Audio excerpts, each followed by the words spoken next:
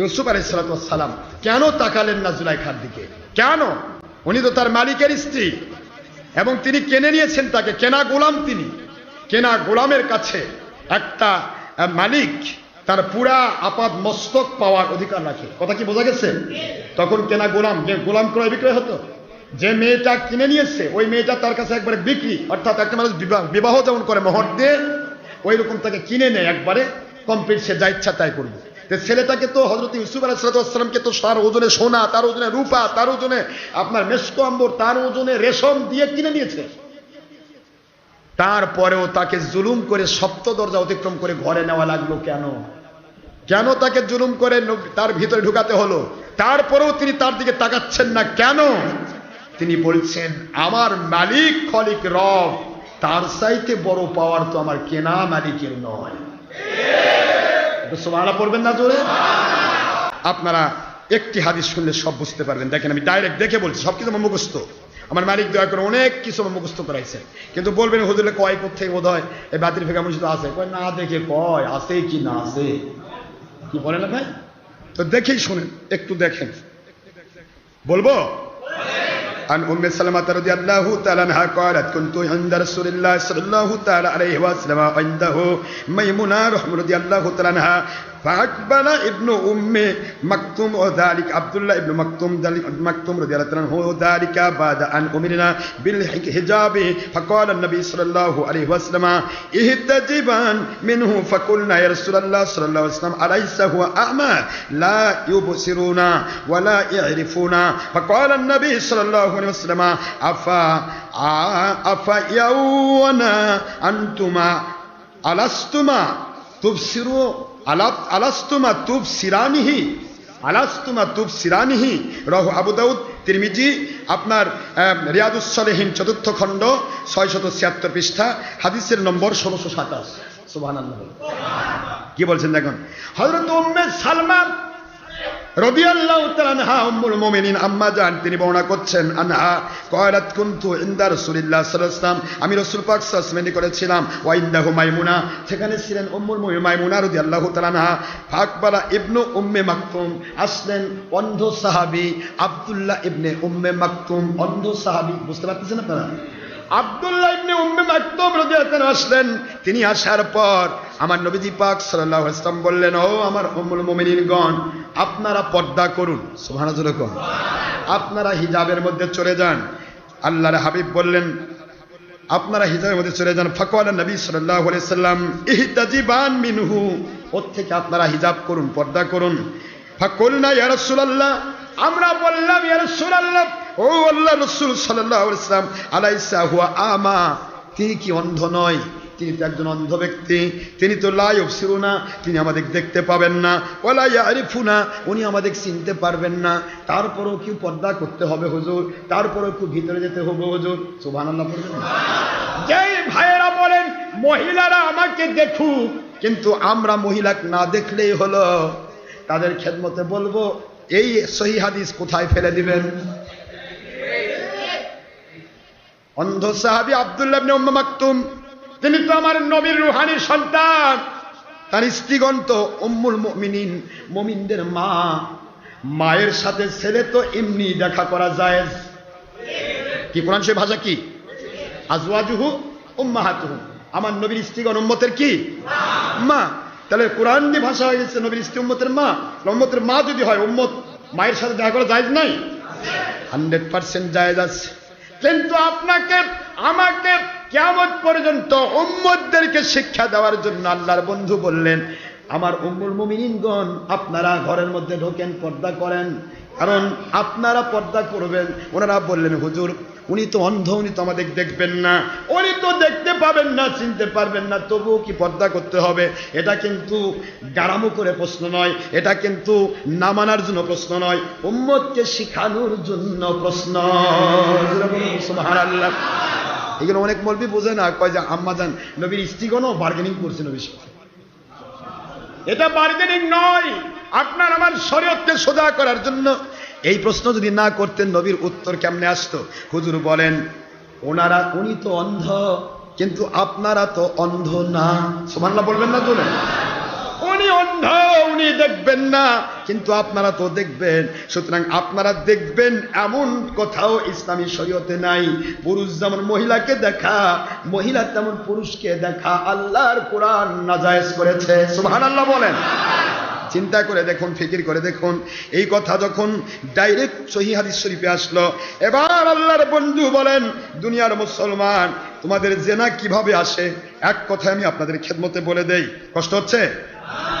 عن أبي هريرة رضي الله تعالى عنه أن النبي صلى الله عليه وسلم قال كتب على ابن آدم نصيبه في من الزنا مدرك ذلك لا محالة. العينان زناهما النظر والأذنان زناهما الاستماع واللسان لسان زناه الكلام واليد زناها البطش والرجل زناها الخطا والقلب يهوى ويتمنى ويصدق ذلك الفرج أو يكذبه।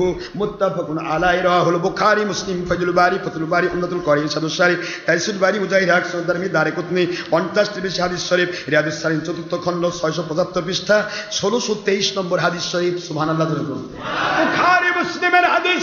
আল্লাহর বন্ধু বলেন, দুনিয়ার মুসলমানেরা শোনো।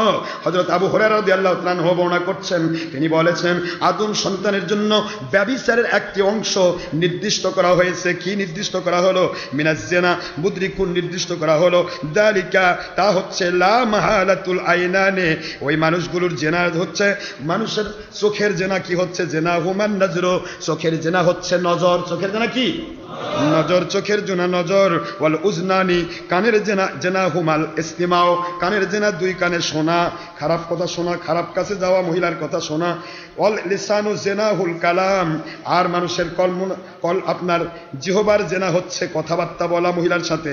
ওয়াল ইয়াদু জেনাহাল বাতাস, হাতের জেনা হচ্ছে মহিলাকে ধরা, স্পর্শ করা। বুঝতে পারতেছেন নাকি আপনারা? ওয়ালিয়াদুল বাতাস জেনাহুল জেনাহাল বাতাস, ওয়ারিজলুল জেনাহাল খুতা, আর পায়ের জেনা হচ্ছে পরনারী পর্যন্ত নিজেকে হেঁটে নিয়ে যাওয়া, গমন করা পরনারীর কাছে। ওয়াল কলবু, আর অন্তরের জেনা হচ্ছে ইয়াহওয়া ইয়াতামান্না, কলব এটাকে জাগ্রত করে, কলব এটাকে জেনার আকারে প্রকাশ করার চেষ্টা করে। ওয়ায়ুসাদ্দিকু যালিকাল ফারজু আও ইকাদ্দিবুহু, আর তার গুপ্তাঙ্গ দিয়ে এটা সত্য আর মিথ্যা প্রমাণিত হয়। যারা বলুন সুবহানাল্লাহ। বুখারী মুসলিমের হাদিস দিয়ে বুঝালাম আমি আপনাদের প্রথমেই বলেছি, যেটা স্পষ্ট আল্লাহর কালাম, রাসূলের সুন্নাহ, এই কাজগুলি সাধারণ মানুষ ভুল করতে পারে। আমরা আলেম ওলামা ভুল করব? ওলিয়া উলিয়া ভুল করব? বেড়া হয়ে খেত খাবো? মুসলিম, আমি কষ্ট দিতে চাই না আপনাদেরকে, দিয়ে রেখে দিলাম। কথাগুলি অনেক আছে। হযরতে ইউসুফ আলাইহিস সালাম কেন তাকালেন না জুলাইখার দিকে? কেন? উনি তো তার মালিকের স্ত্রী, এবং তিনি কিনে নিয়েছেন তাকে, কেনা গোলাম তিনি। কেনা গোলামের কাছে একটা মালিক তার পুরা আপাদ মস্তক পাওয়ার অধিকার রাখে। কথা কি বোঝা গেছে? তখন কেনা গোলাম, যে গোলাম ক্রয় বিক্রয় হতো, যে মেয়েটা কিনে নিয়েছে ওই মেয়েটা তার কাছে একবারে বিক্রি, অর্থাৎ একটা মানুষ বিবাহ যেমন করে মোহর দিয়ে, ওই রকম তাকে কিনে নেয় একবারে কমপ্লিট, সে যা ইচ্ছা তাই করবে। ছেলেটাকে তো হযরত ইউসুফ আলাইহিস সালামকে তো তার ওজনে সোনা, তার ওজনে রূপা, তার ওজনে আপনার মেশকো আম্বর, তার ওজনে রেশম দিয়ে কিনে নিয়েছে। তারপরেও তাকে জুলুম করে সপ্ত দরজা অতিক্রম করে ঘরে নেওয়া লাগলো কেন? কেন তাকে জুলুম করে তার ভিতরে ঢুকাতে হলো? তারপরেও তিনি তার দিকে তাকাচ্ছেন না কেন? তিনি বলছেন, আমার মালিক খলিক রব, তার চাইতে বড় পাওয়ার তো আমার কেনা মালিকের নয়। সুবহানাল্লাহ পড়বেন না জোরে?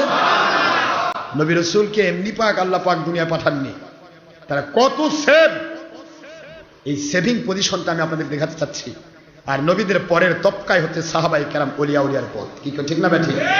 সম্ভব হলে আমি ধীরে ধীরে আগাবো, আজকে আর সময় নেই, যেহেতু একটা জানাজা সম্ভবত এখানে হবে। আজকে আমি আপনাদেরকে কষ্ট দিতে চাই না। আর তো ইউসুফ আলাইহিস সালামকে সপ্ত দরজার ভিতরে নেওয়া হলো। ইউসুফ আলাইহিস সালাম জুলাইখার দিকে তাকালেন না। জুলাইখা চূড়ান্ত খেপে গেল।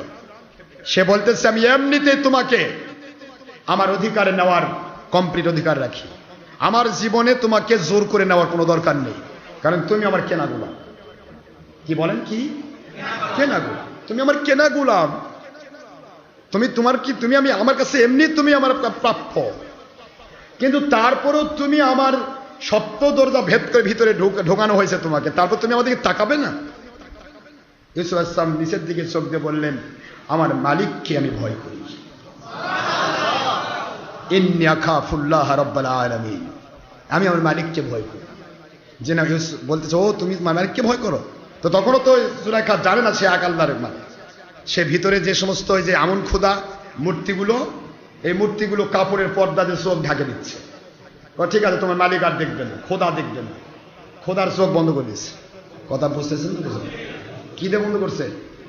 কাপড় দিয়ে মূর্তিগুলো দাঁড়িয়ে আছে তো, এই পুরা মূর্তিগুলোর মাথা থেকে ইয়া পর্যন্ত চোখ বন্ধ করে দিচ্ছে, কাপড় দিয়ে ঢাকে দিচ্ছে, দিয়ে বলছে এবার খোদার আর দেখবে না, এখন তো আমরা ফেরি। বুঝলেন যে কথা?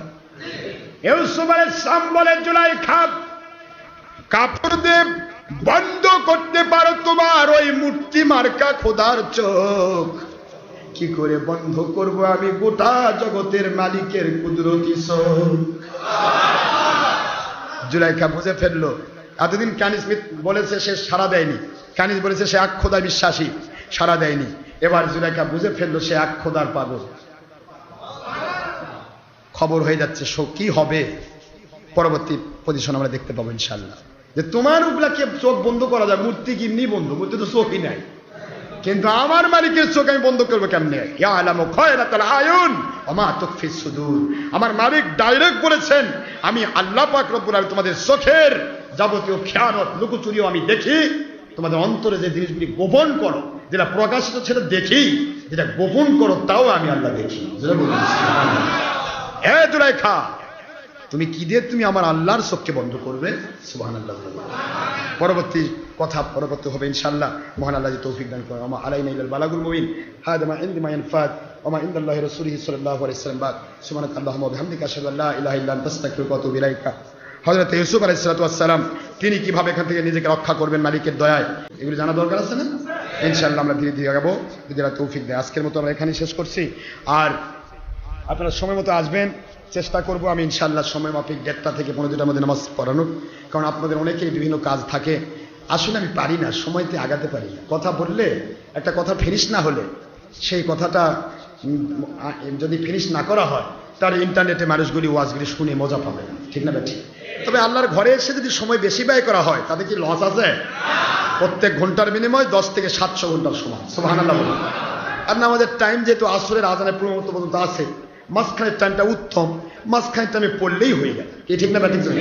খয়রুল উমুরি আওসাতুহা। তো সুতরাং আমরা সেগুলি করবো ইনশাআল্লাহ, ধীরে ধীরে আগাতে চাচ্ছি। আমরা আওসাত ওয়াক্তের প্রথমে নামাজ পড়া শুরু করার চেষ্টা করবো, একটু ধীরে ধীরে আগে ভাগে আসার চেষ্টা করবো। আজকের মতো আমি আমার কথা শেষ করছি। আমরা চেষ্টা করব আমাদের চোখকে, আমাদের অন্তরকে, আমাদের হাত পা কোন নাসিকাকে সমস্ত হারাম কাজ থেকে হেফাজত করা। সবাই আমিন। ওয়া মা আলাইনা ইল্লাল বালাগুল মুবিন।